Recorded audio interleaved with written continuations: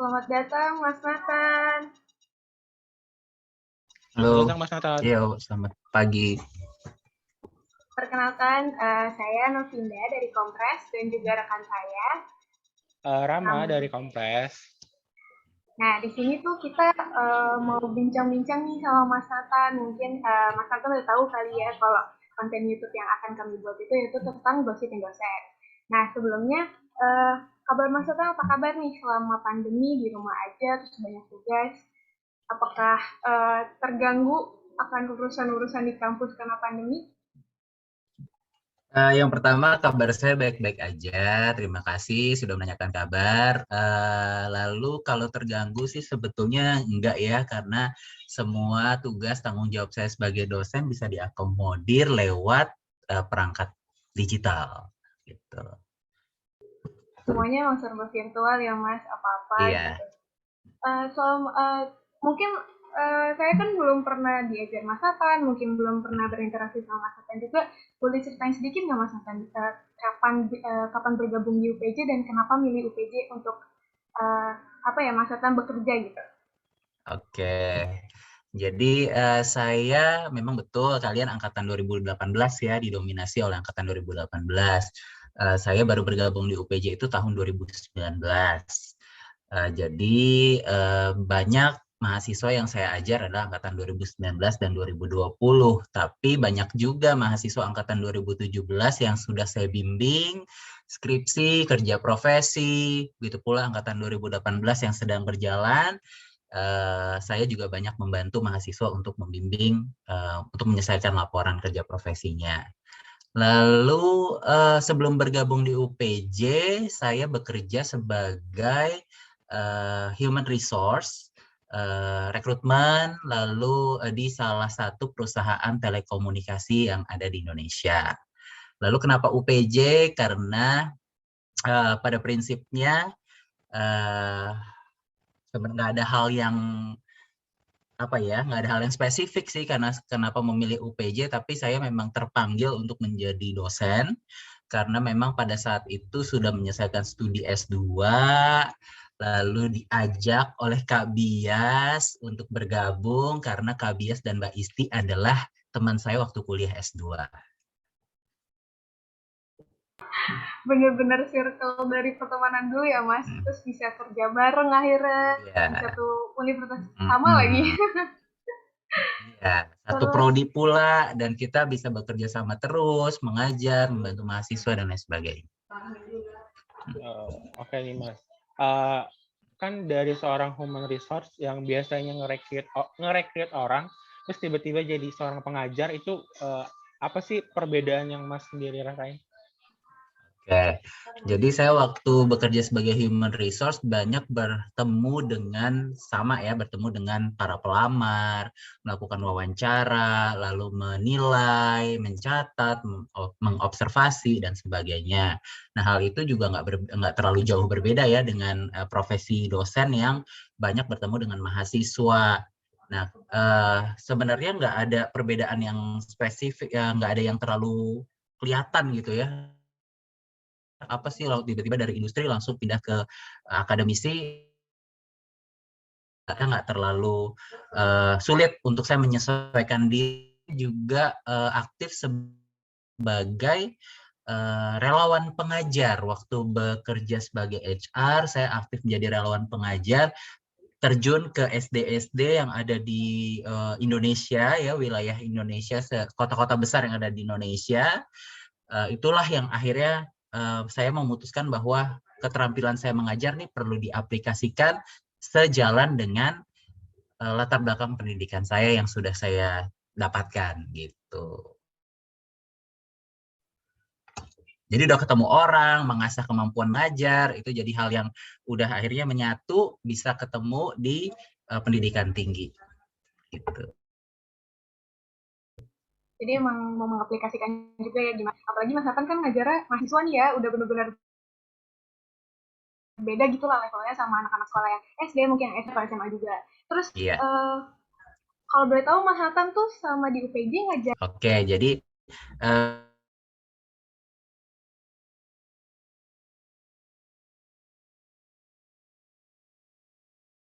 selama di UPJ saya sudah mengajar, sebenarnya kepakaran saya itu adalah bidang komunikasi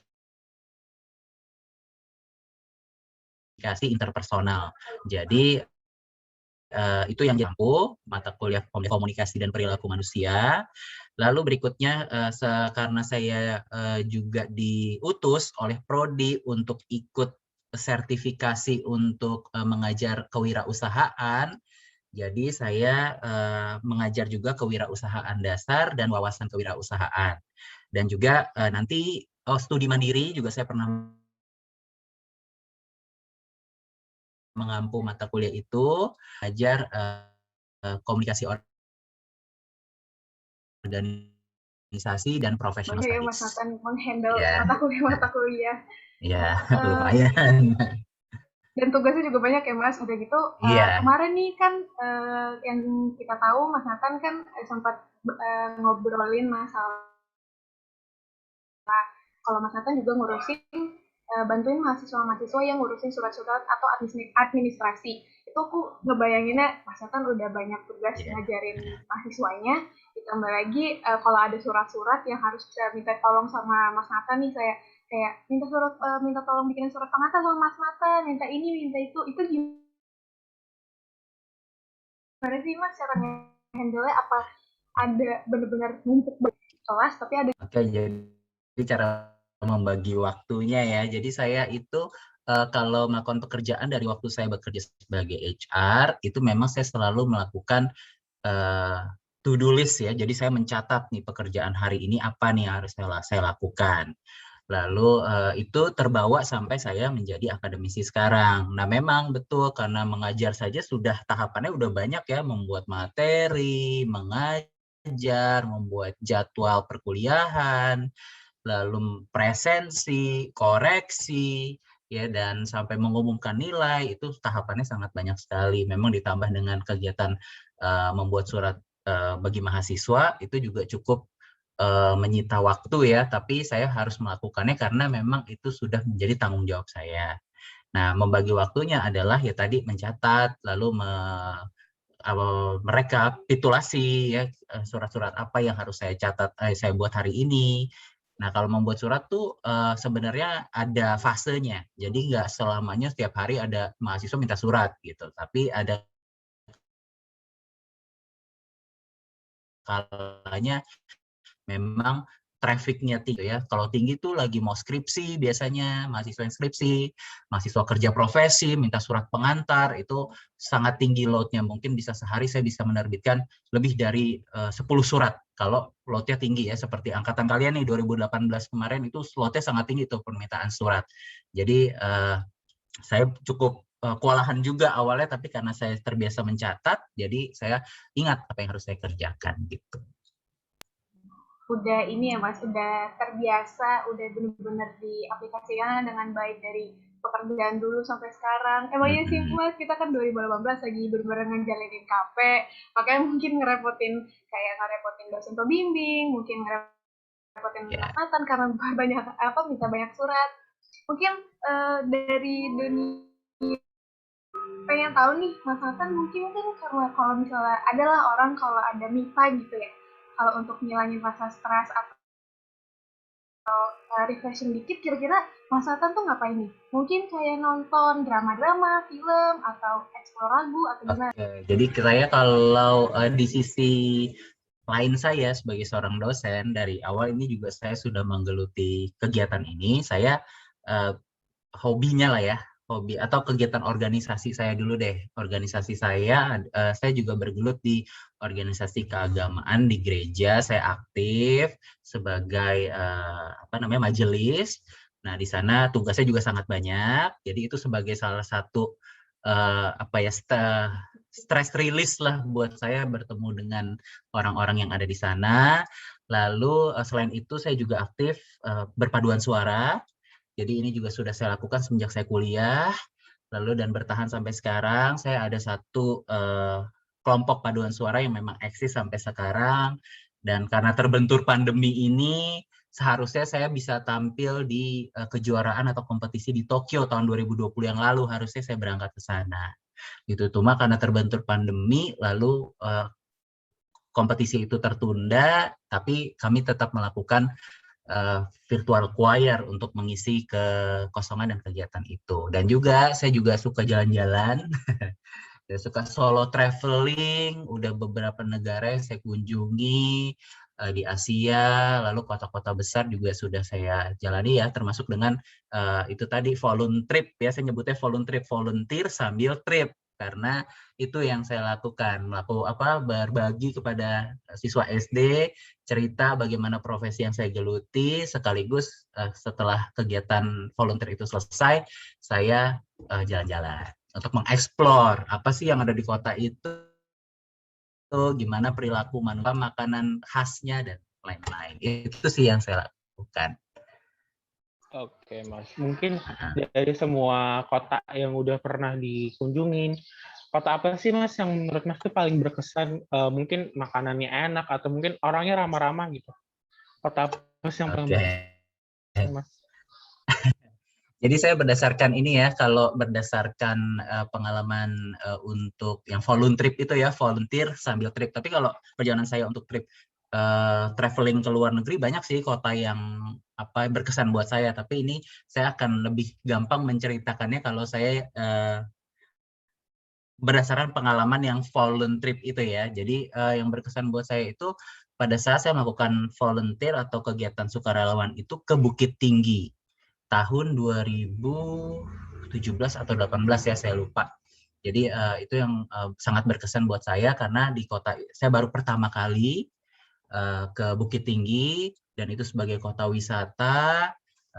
Lalu suasananya juga sangat mendukung karena sejuk di sana, lalu orangnya ramah-ramah, makanannya juga sangat cocok di lidah.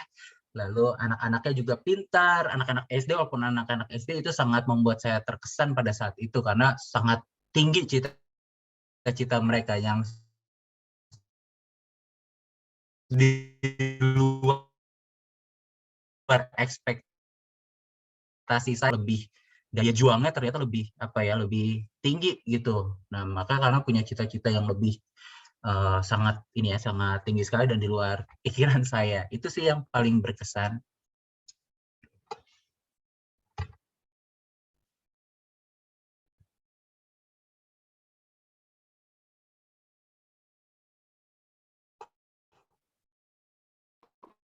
Keren banget, Mas. Bisa ada misi kemanusiaannya juga, tapi tetap tetap jalan-jalan, tetap have fun dengan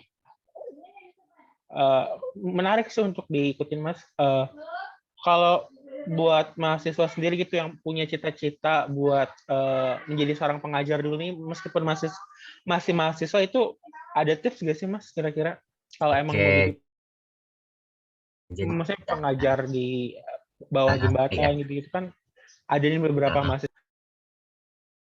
Oke, jadi banyak ya sekarang kegiatan, mungkin karena terbentur pandemi juga sekarang terbatas ya kegiatan volunteer. Cuma kalau dalam kondisi normal, nanti suatu hari kita sudah pulih dalam situasi normal, pasti akan banyak tawaran-tawaran yang datang kepada mahasiswa khususnya untuk ikut gabung menjadi relawan gitu. Nah, tipsnya adalah yang pertama, kita harus cintai dulu bahwa kita punya passion di dalam mengajar gitu. Nah, yang kedua itu passion nomor satu ya. Yang kedua, hal apa yang ingin kita bagikan kepada anak-anak, misalnya anak yang kurang mampu, misalnya kita punya ternyata volunteernya ternyata untuk mengajar anak yang berkebutuhan khusus, atau volunteer untuk anak yang banyaklah hal-hal yang mungkin keterbatasan mereka ya yang ada di dalam diri mereka. Nah, kita perlu tahu dulu tuh kita sukanya apa yang ingin kita bagikan. Misalnya kita punya ilmu komunikasi, skill public speaking saya bagus nih, mungkin saya bisa membagikan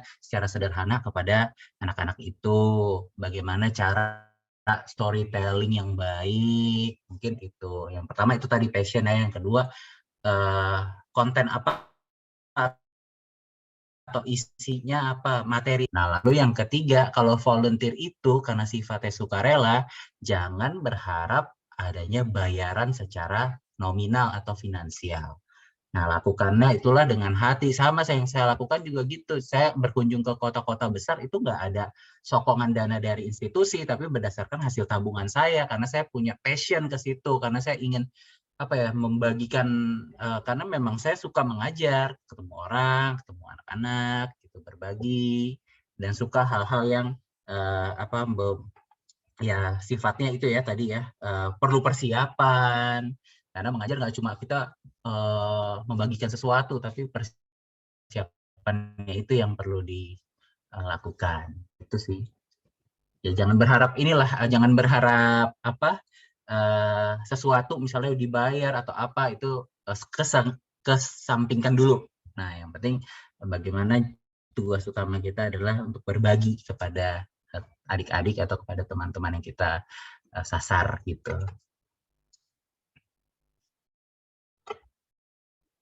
Oke, udah banyak banget sih mungkin cerita menarik dari Mas Nathan. Udah suka travel solo juga lagi.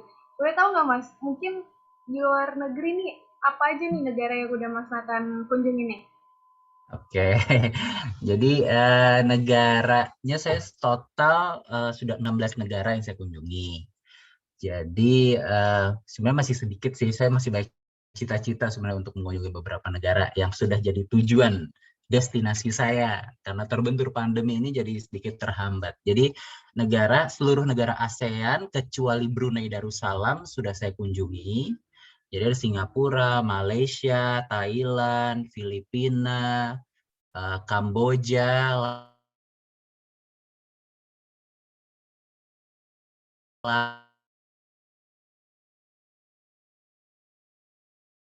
Laos, ya semua negara ASEAN, Hong, Makau, Taiwan, ya itu yang sudah saya pernah kunjungi. Dan satu negara misalnya saya pernah ke Thailand, itu lebih dari satu kota yang saya kunjungi, pernah ke Bangkok, pernah ke Phuket, lalu Malaysia juga gitu, ke Kuala Lumpur, ke Penang, lalu Filipina ke Manila, ke Tagaytay namanya, lalu ke Kamboja itu ke Vientiane, dan Luang Prabang. Nah, jadi satu negara itu saya, kalau kota mungkin lebih dari 16 lah. Tapi kalau negara secara garis besar itu yang tadi saya sebutkan. Ada rasa ingin ke Eropa nggak sih Mas? Mungkin kayak coba ke Berlin atau ke daerah-daerah Eropa lah gitu. Iya. Ya, sebenarnya sih udah punya agenda. Saya dulu tahun 2020 awal sudah menyusun, biasanya saya setiap tahun kemana yang saya ingin pergi ke sana gitu ya. Tapi disesuaikan juga dengan tabungan pastinya ya. Tapi apa namanya, sebenarnya tahun 2020 itu saya sudah punya jadwal ke Rusia dan Turki harusnya. Tapi karena terbentur pandemi, jadi saya harus urungkan niat itu. Nah, kalau Eropa mungkin perlahan-lahan akan ke sana, tapi saya perlu kalau saya menjadwalkannya itu dari yang deket-deket dulu gitu. Jadi nanti Eropa mungkin suatu hari akan mau ke Eropa, mau tetap ada punya cita-cita juga keliling Eropa gitu ya, untuk melihat keindahan di sana, kebiasaan orang-orangnya dan sebagainya itu. Ada keinginan untuk ke sana. Menarik sih Mas, aku dengar Rusia. Mungkin bisa rekomendasi kota, mungkin di Saint Petersburg itu salah satu kota di Rusia yang kelihatannya tuh enak, terus juga vibes-nya juga gimana ya, kayak beda lah dari kota Moskow-nya ini, karena mungkin saya udah pernah tinggal di sana, jadi bisa Oh membagi iya ya. sesuatu. Sebenarnya kota-kota di Moskow tuh enak sih Mas, kayak, tapi emang karena kita tahu tuh orang Rusia kan agak sedikit yang kurang friendly lah sama orang Asia mungkin. Tapi Iya. kalau untuk jalan-jalan di sana, untuk liburan tuh sebenarnya enak sih Mas, karena banyak pilihan tempat juga untuk kita santai, untuk kita explore gitu. Ya walaupun Mungkin biaya hidupnya agak sedikit tinggi ya di iya Rusia ya. benar. Iya. Semoga di Amin. setiap liburan yang Ya. terusnya terus kayak Kalau dibilang liburan tuh luar negeri, apa ya, traveling luar negeri itu bukan untuk selainnya tadi stress release, tapi juga gitu.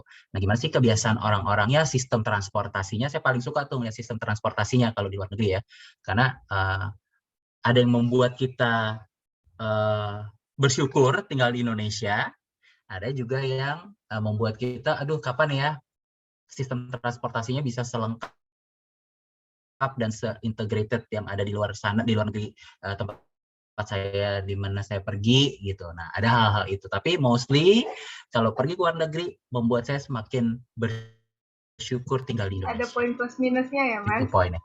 Plus Iya. di Indonesia yang gimana, plus di luar negerinya yang Iya. gimana.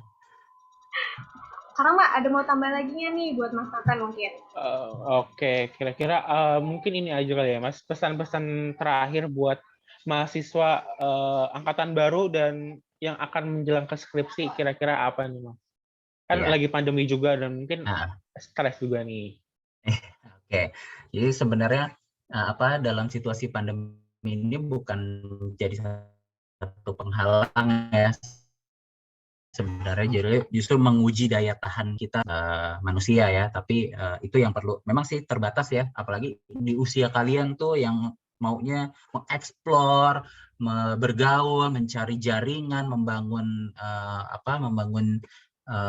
membangun kedekatan dengan orang lain gitu. Nah, sarannya kalau dalam situasi pandemi seperti ini tetap semangat aja, tetap lakukan apa yang menjadi cita-cita kalian, apalagi yang lagi skripsi, tahapan terakhir untuk keluar dari masa studi, ya, tapi bukan berarti ini berakhir ya, justru dari awal langkah kalian untuk meniti masa depan kalian. Jadi jangan, kadang skripsi jadi satu momok ya, jadi takut nih skripsi harus penelitian, ribet dan sebagainya. Ya sebenarnya kalau kita menyukai atau menginginkan topik yang sesuai dengan passion atau sesuai dengan minat kita, itu akan lebih mudah dilakukan. Nah makanya kalau buat yang skripsi, ya carilah topik-topik yang menurut pengamatan kalian itu sesuai dengan minat atau daya tarik kalian ya, membuat daya tarik, ada fenomenanya, daya tariknya seperti apa, itu yang bisa digali lebih dalam. Dan kita semakin cinta dengan apa yang kita teliti gitu. Dan ingat bahwa skripsi itu portfolio kita. Jadi someday kalau kita jadi berikan yang terbaik untuk skripsi, supaya ketika itu akan dibawa terus sampai kita akhir hayat kita ya, karena itu jadi karya terbesar juga tuh di dalam hidup kita untuk buat sebuah penelitian. Nah, lalu untuk yang angkatan baru 2021 sebenarnya harapannya adalah sama dengan kepada lain, supaya kita tetap apa yang kita mulai harus kita akhiri. Jadi jangan putus di tengah jalan. Banyak mahasiswa Ilkom yang iya saya masuk Ilkom karena teman saya Ilkom. Lalu tengah jalan tidak sesuai ekspektasi, mundur. Tidak sesuai ekspektasi, pindah prodi. Tidak sesuai ekspektasi, pindah universitas. Nah, harapannya buat 2021, apa yang sudah kalian pilih, pilihlah dengan bertanggung jawab. Apa yang kita mulai harus kita akhiri. Dan itu bukan pilihan Ilkom itu bukan berarti kita pasti ada hikmahnya. Nah, jadi apa yang kita pilih pasti ke depan akan ada manfaatnya, ada hikmahnya, pasti ada tujuannya. Kita mau dibentuk menjadi sesuatu. Itu pesannya. Ya, semoga nih anak-anak 2021 juga bisa lihat video ini, bisa semangat juga. Karena kan pandemi juga ya, mungkin mereka masuknya berharapnya tuh bisa ketemu teman-temannya langsung, tapi sayangnya karena jadi semua serba virtual. Oke, Mas Nathan nih ya, apa yang kalian awali ya harus diakhiri gitu kan. Terus kayak komunikan mungkin karena sebenarnya kita pengen banyak banget nih ngobrol sama Mas Nathan juga, tapi karena keterbatasan waktu, mungkin juga Mas Nathan punya kegiatan lain, kan mungkin aku ringkas sedikit kan kayak tadi Mas Nathan udah bisa bergabung di UPJ ternyata dengan Kak Dias dan Mbak Isti, bisa juga kerja bersama, terus juga cara mengajar Mas Nathan tuh udah banyak tugas yang untuk ke mahasiswa juga ngurusin administrasi mahasiswa semuanya nih ya, komunikan 2018 sekarang lagi pada capek ngurusin suratnya banyak, terus juga Mas Nathan tuh tipe yang suka solo travel, terus juga travel tapi sambil volunteer juga, sambil belajar, sambil ngajar gitu kan. Terus mungkin uniknya juga dari Mas Nathan sih, mohon maaf mereka adalah suka travel yang benar-benar solo tapi keluar negeri juga, tapi sambil belajar juga, memahami budayanya, memahami lingkungannya. Terus juga untuk Mas Nathan semoga kedepannya bisa terus semangat juga, bisa sehat-sehat terus, bisa nanti kita bisa ketemu lagi offline. kita bisa sharing-sharing yang baru lagi, yang lain gitu. Semoga Mas Nathan Amin, tetap terima sehat selalu ya kasih. Mas, semangat dan karena pandemi. Makasih Makasih banyak banyak waktunya. waktunya Mas Nathan, maaf apabila Iya, mengganggu. terima kasih Novinda. Panggilannya siapa ya kamu ya? Pindah. Oh iya, Vinda dan Rama ya. Nah, ya. Ya. Oke. Makasih banyak Mas Oke, Nathan. terima Terima kasih, kasih. Mas, banyak. Sehat-sehat juga buat kalian. Ya, selamat menyaksikan tayangan di YouTube nanti. Ditunggu penayangannya. Amin. Siap Mas Ya, Nathan. Ya, ya. Nathan. Oke. Oke Mas Nathan. Terima kasih, Mas. Ya, terima kasih. Yuk. Saya izin live ya. Ya, Mas. Silakan, boleh, Mas. Silakan, Mas. Itu dia guys.